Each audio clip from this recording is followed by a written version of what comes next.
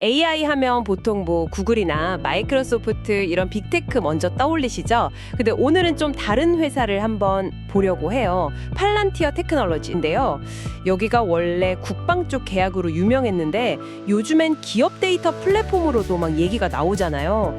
그래서 이게 정말 경쟁력이 있는 건지 아니면 뭐 결국 빅테크에 밀리는 거 아닌지 좀 궁금하실 것 같아요. 네, 오늘 팔란티어가 정확히 뭐라는 회사인지, 특히 다른 회사들이랑 뭐가 다른지, 그리고 투자 관점에서는 어떤 점이 좋고 또 어떤 위험이 있는지 이걸 좀 명확하게 보려고 합니다.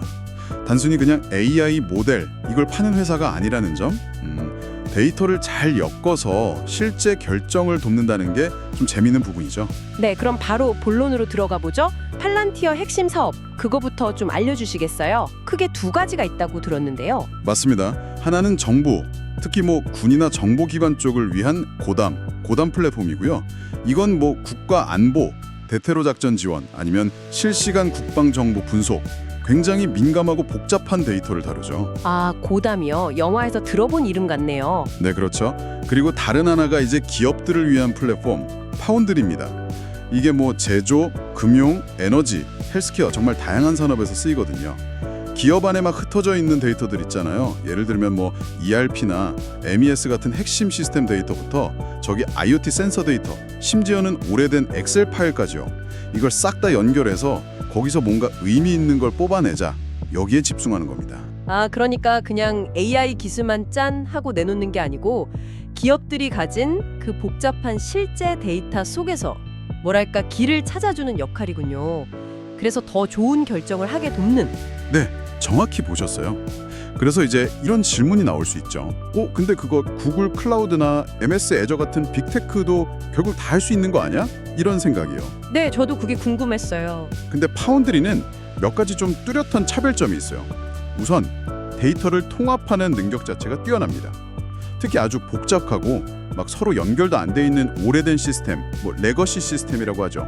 그런 거랑 클라우드, 또 최신 IoT 기기 데이터까지 이런 걸 막 뒤섞어서 하나로 합치는 데 강점이 있어요. 그래서 스마트 팩토리나 전사적 디지털 전환 같은 좀 지저분하고 어려운 문제에 강한 거죠. 근데 그런 데이터 통합 기술 그 자체는 자금력이랑 인력이 있는 빅테크가 좀 마음 먹으면 금방 따라잡을 수도 있지 않을까요? 뭔가 다른 진짜 팔란티어만의 무기가 있을 것 같은데요? 아, 좋은 지적이십니다. 맞아요. 기술 그 자체보다는 그걸 어떻게 쓰느냐, 그리고 고객하고 어떻게 관계를 맺느냐, 여기에 좀 차이가 있어요. 파운드리는 꼭 데이터 전문가가 아니더라도요, 현장에 있는 관리자나 엔지니어가 코딩 없이 직접 분석하고 뭐 시뮬레이션 돌려보고 이렇게 할 수 있게 만들었어요. 비전문가도 쓰기 쉽게 만들었다는 거군요. 네, 그리고 더 결정적인 게 뭐냐면 그냥 소프트웨어만 딱 파는 게 아니고요. 팔란티어 엔지니어들이 고객사에 가서 거의 상주하다시피 하면서 같이 문제를 풀어요. 아예 엔지니어를 보낸다고요? 와, 그럼 고객 입장에서는 한번 쓰기 시작하면 바꾸기가 정말 어렵겠네요. 그렇죠. 이게 단순 기술 도입이 아니라 거의 뭐 파트너십처럼 되는 거죠. 물론 이걸 뭐 락인 효과다, 너무 족쇄 아니냐 이렇게 비판적으로 볼 수도 있긴 합니다. 네, 그럴 수도 있겠네요. 하지만 팔란티어는 이걸 통해서 고객의 진짜 복잡한 문제를 아주 깊이 이해하고 해결해 주니까 그만큼 높은 가치를 준다고 주장하는 거죠. 실제로 이런 깊은 관계가 결국 전환 비용을 높여서 한번 고객이 되면 오래가는 장기 고객 확보에 유리하게 작용하고요. 그리고 마지막으로 아까 말씀드린 그 고단 플랫폼 때문에 쌓인 신뢰도, 국방이나 정보기관 수준의 보안이라는 거, 이게 금융이나 헬스케어처럼 아주 민감한 데이터를 다루는 기업들한테는 엄청나게 매력적인 거죠. 확실히 그렇겠네요. 보안은 정말 중요하니까요. 네, 예를 들어 어떤 제조기업이 파운드리를 써서 예전에는 몇 주씩 걸려서 분석하던 공급망 문제점을 거의 실시간으로 찾아내서 수백만 달러를 아꼈다, 뭐 이런 사례들이 있거든요. 이런 구체적인 가치를 만들어내는 게 팔란티어의 힘이죠. 확실히 투자 측면에서 보면 정부나 규제가 강한 산업에서의 입지, 그리고 높은 전환 비용, 또 AI나 디지털 전환이라는 큰 흐름을 타는 거, 이건 정말 매력적이네요. 반면에 위험 요인도 아주 뚜렷해요. 방금 말씀드린 것처럼 고객 맞춤형으로 아주 깊게 들어가잖아요. 이러면 일반적인 사스 회사들처럼 막 빠르게 규모를 키우기가 좀 어렵습니다. 성장이 더딜 수 있다는 거죠. 아, 확장성 문제군요. 네.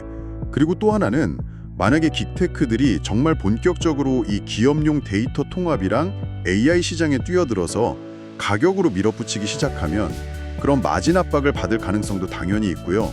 그리고 이게 시장 기대치가 워낙 높다 보니까 주가 변동성이 좀 클 수 있다는 점. 뭐 소위 국방 테마주니 AI 테마주니 이렇게 묶여서 시장 분위기에 따라 확 오르내릴 수 있다는 것도 생각해야 합니다. 그렇군요. 장점하고 단점이 정말 명확하게 보이네요. 네, 정리하면 이렇습니다. 팔란티어는 뭐 구글이나 마이크로소프트처럼 모든 걸 다 하려는 거대 플랫폼, 이걸 지향한다기보다는요. 정부나 특정 산업처럼 신뢰가 아주 중요한 영역 있죠. 거기서 좀 독보적인 위치를 차지한 특화된 데이터 통합 그리고 AI 파트너다 이렇게 보는 게 맞아요. 그래서 만약 투자를 생각하신다면 막 가입자 수가 폭발적으로 느는 그런 일반적인 사스 기업과는 좀 다르게 봐야 합니다. 고객을 꽉 붙잡는 힘 그리고 깊이 있는 기술력 이걸 가진 좀 특별한 기업으로 접근해야 한다는 거죠. 네, 오늘 분석 들어보니까 팔란티어가 이 AI와 데이터라는 격전지에서 어떤 자기만의 독특한 참호를 파고 있는지 그게 좀 분명해진 것 같습니다.